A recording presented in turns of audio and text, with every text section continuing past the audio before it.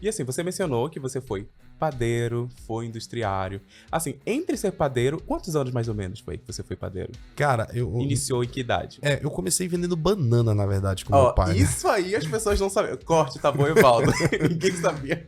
Cara, eu comecei trabalhando com meu pai, né? Meu pai tinha um carrinho de mão, né? Eu sei lá, eu tinha 7 anos de idade.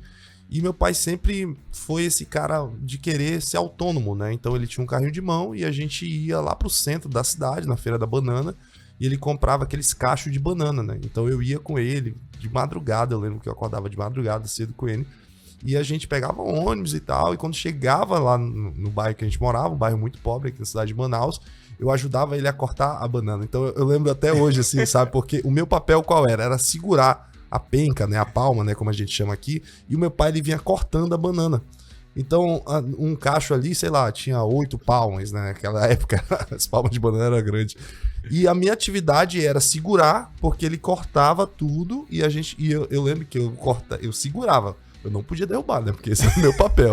Então ele cortava a palma da banana e eu guardava.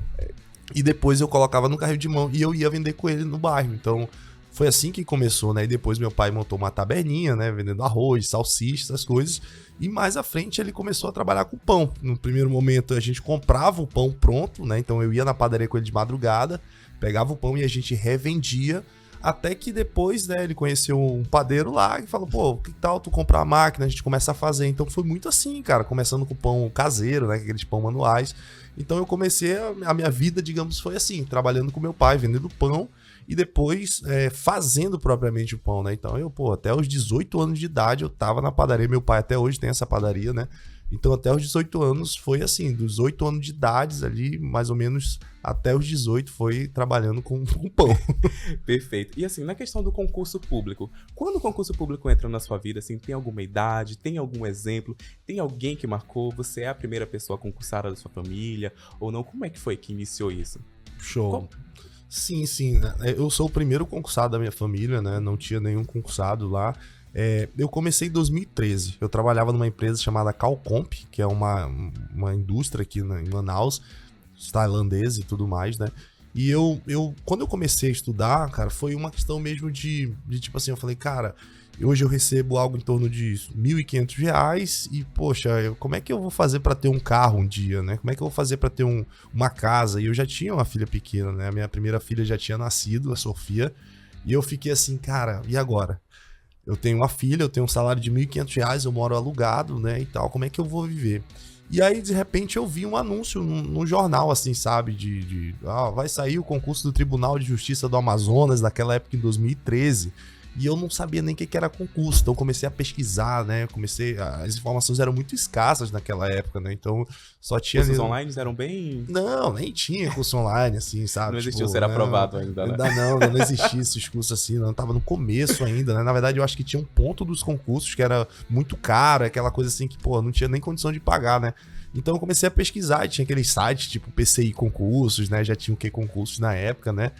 Folha dirigida, e eu comecei a entender. Eu falei, opa, cara, uma boa oportunidade, tribunal, caramba, eu vou ganhar 8 mil se eu passar. Então, pra mim, não fazia muito sentido, Caprino, porque eu olhava assim, cara, eu tenho que fazer uma prova e vou ganhar 8 mil, porque, tipo, pra eu sair de R$ 1.500 pra 8 mil, era um negócio que eu ia ter que eu ia ter que passar anos no distrito, eu ia ter que ter um monte de especialização, eu teria que, sabe, ter um cargo de supervisão, de gestão, então pra mim era uma coisa muito distante. Quando eu olhei que eu só precisava fazer uma prova, que se eu passasse nessa prova, eu sairia de um salário de 1.500 pra 8 mil reais, aí eu falei, opa, peraí, pô. Eu vou entender, vou buscar entender isso, que é a real hoje. O concurso público é isso, cara. É simples, óbvio. Não tô te dizendo que vai ser uma coisa fácil, mas é simples. É você fazer uma prova, você resolver sua vida, filho. Então, dali em diante, Caprinho, eu nunca mais deixei de estudar para concurso, até hoje. Então, de 2013 até hoje, eu estudo para concurso, eu vivo o ambiente de concurso, porque foi como mudou minha vida e foi o que aconteceu. Né? Eu fiz aquela prova TJ, peguei porrada, obviamente, né? Porque não sabia como estudar, não tinha material, não tinha essa acessibilidade toda, né? Mas com o tempo, né, as coisas aconteceram. Tem uma história muito, muito interessante, quando vamos falar aqui do TJ, que você e o seu amigo estudavam juntos, você ia pra casa dele, e aí parece que você ficou próximo de entrar, não entrou, como é que foi isso? E depois me conta como foi lidar com a frustração, porque geralmente o que aconteceria? Ah, não passei. Ah, realmente essa realidade não é pra mim. Concurso público não é pra mim. Vou fazer outra coisa. Mas pra ti, como é que foi? Cara, eu estudava com um amigo meu chamado Rodrigo. Até hoje ele tá no TJ, inclusive. E a gente trabalhava no chão de fábrica, eu e ele. Ele era do suporte de TI da fábrica e eu era o garoto de programa, né? O programador. E aí eu falei, cara, Rodrigo, é o seguinte, sai o concurso do TJ, vamos estudar? Ele digo, vamos. Só que pro cargo dele tinham 20 vagas e pra mim tinha 4, né? Então eu falei, cara, eu vou fazer mesmo de programador. E aí, quando saiu o resultado da prova, eu fiquei em 15º lugar. E o Rodrigo ficou, sabe, tipo 22º, assim. Ele não ficou dentro das vagas, mas ele ficou ali no cadastro de reserva muito perto, né? E o cargo dele, Caprim, chamou assim, tipo, coisa de 30, entendeu? E o meu cargo chamou até o 13º. Então, assim, eu fiquei por 2 de ser chamado, né? Não entrei nesse ano e tal. E eu falei assim, cara, puta merda, cara. Eu estudei pra caramba e tal. E assim, pra mim foi muito frustrante. Eu fiquei muito feliz pelo Rodrigo, porque a gente começou a estudar junto. Eu ia pra casa dele final de semana, porque a gente trabalhava o dia todo no distrito e tal. E eu não tinha internet na minha casa, pô, pra te ter uma ideia. Isso foi em 2013. 2013. Foi em 2013. Então eu ia pra casa do Rodrigo, porque o Rodrigo tinha internet, ele já tinha né, melhores condições e tal. E aí eu lembro que eu pegava e levava pão do meu pai, da padaria, que eu morava lá, né? Pegava o pão caseiro e levava, e o Rodrigo se amarrava. Ele falava, Matheus, tu vai vir sábado, tu traz o pão, entendeu? E, cara, tipo assim, aí eu levava o pão e ele né, dava o café, a manteiga, aquela parada toda. E aí o que aconteceu com isso? Todo sábado e domingo eu ia pro Rodrigo, cara. Eu pegava ônibus, pegava mototáxi, eu ia, vazava. E a gente estudava o dia todo, cara. Material da internet, material gratuito, porque não tinha, cara. A gente não tinha condição de comprar curso, né? E não tinham cursos assim também, sabe? Pra área de TI, em como? Então a gente pegava muitas questões e tal. Aprende, o Rodrigo foi chamado. Meu irmão, pra mim eu fiquei feliz por ele, mas assim, pra mim foi uma frustração muito grande eu não ter sido chamado, porque eu incentivei ele, sabe? Tipo, eu puxei ele pra estudar comigo, eu ia pra casa dele, incentivava, a gente estudava junto. Às vezes ele já tava cansado de, não, Rodrigo, vamos estudar mais, vamos estudar mais. E ele entrou, fiquei muito feliz pra ele, até hoje nós somos amigos e tal, hoje ele tá muito bem, obrigado. A esposa dele, inclusive, é minha aluna hoje no curso presencial, né? Então, isso pra mim foi frustrante, né? Porque, tipo assim, era uma coisa que eu queria muito.